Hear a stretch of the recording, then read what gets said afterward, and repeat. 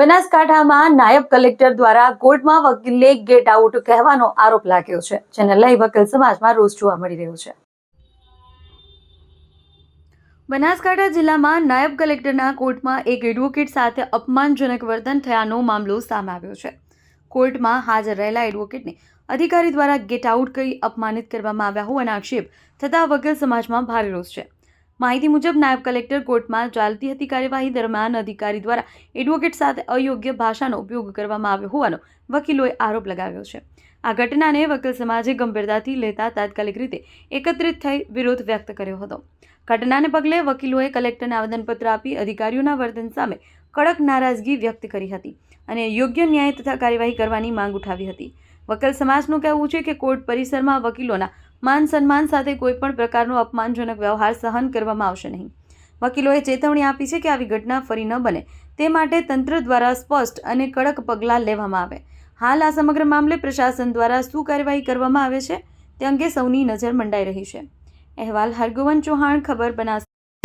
ધારાણી advocate ગઈકાલે નાયબ collector Shri Chaudhary સાહેબની કોર્ટમાં મારો એક સિનિયર સિટીઝનનો કેસ હતો, જે લગભગ 19/5 આખરી સુનાવણી થયેલી, ત્યારબાદ હુકમ પર મૂકેલો હતો।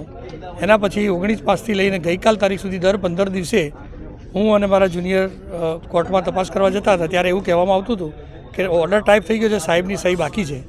એટલે મેં આટલી રાહ જોઈ। ગઈકાલે હું ગયો ત્યારે કલેક્ટર સાહેબ કોઈ કામમાં નહોતા ને એકલા બેઠેલા હતા, એટલે એમની ઓફિસમાં પટાવાળાએ કહ્યું કે ચિઠ્ઠી આપો। એટલે ચિઠ્ઠી આપી એટલે એમને કહ્યું કે શિરસ્તેદારને મળો। હું શિરસ્તેદારને મળવા ગયો એટલે શિરસ્તેદારે કહ્યું કે સાહેબ જોડે ફાઇલ પડી છે। એટલે હું ફરીથી સાહેબની ઓફિસમાં ગયો। એ વખત સાહેબ મોબાઈલમાં કંઈક કામ કરતા હતા અને એકલા બેઠેલા હતા, એટલે મેં એમનું ધ્યાન દોર્યું કે ભાઈ આ 8 મહિના જેવા થઈ ગયા છે એનો ઓર્ડર નથી અને આપની સહી બાકી છે, તો કોઈ પૂરતા હોય તો મને કહો તો હું પૂરતા કરું, પણ આપ હુકમ કરો। એટલે એમને એવું કહ્યું કે હું જોઈ લઈશ। મેં કહ્યું કે સાહેબ જોઈ લઈશો ખરો, કે કોઈ પૂરતા હોય તો કહો તો પૂરતા કરું ને આપ હુકમ કરો। તો ફરીથી એમને કહ્યું કે હું જોઈ લઈશ। એટલે મેં એમને કહ્યું કે સાહેબ જોઈ લેવાનું, ફાઇલ આપની જોડે છે તો આપ હુકમ કરો અથવા સહી કરીને હુકમનું પ્રોનાઉન્સ કરો।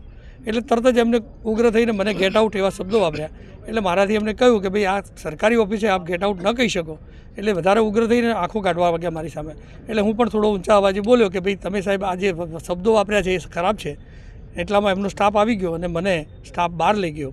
આવો બનાવ બનેલો અને મેં બહારમાં રજૂઆત કરી। એટલે બહારના તમામ સભ્યોએ કહ્યું કે આ એક વકીલનું અપમાન છે અને આપણો વર્ગ સંપૂર્ણ બહાર આજે વિરોધ કરીને કલેક્ટરશ્રીને આવેદનપત્ર આપીને એમને વિરુદ્ધ યોગ્ય કાર્યવાહી કરવા વિનંતી કરેલ છે। બનાવ બન્યો એ સિનિયર વકીલ સાહેબ છે, છતાં આવો જો બનાવ બન્યો હોય તો કોઈપણ કર્મચારી હોય, કોઈપણ અધિકારી હોય, એ જાહેર નોકર છે અને એણે જાહેર નોકરની રીતે વર્તવું જોઈએ। અમે કોર્ટ ઓફિસર છીએ, એમણે દરવાજા ખુલ્લા જ રાખવા પડે, કોઈપણ માણસ એમને મળી શકે એવી કાર્યવાહી કરવી જોઈએ। એમને એમની સત્તા છે અને કોઈપણ માણસને રોકી ન શકે। કોઈપણ સાચી રજૂઆત હોય તો એમણે સાંભળવી જોઈએ। આ નથી કરી અને કોર્ટ ઓફિસરની રીતે વકીલને આલમને જ્યારે પોતે એક ગંભીર રીતે એમણે ગેટ આઉટ કહી દીધો, આ શબ્દ જે છે એ ખૂબ જ દુઃખદાયક શબ્દ છે અને એ કોઈપણ સંજોગોમાં વકીલ આલમ ચલાવી લેશે નહીં। હાલ તો અમે પાલનપુર વકીલ મંડળે આ વાત કરી છે, કલેક્ટરશ્રીને રજૂઆત કરી છે, પરંતુ જો આના અંદર કોઈપણ પરિણામ નહીં આવે તો આખા બાર કાઉન્સિલમાં આખા ગુજરાતના વકીલો આના પાછળ બી લાગશે, એ હું તમને કહું છું।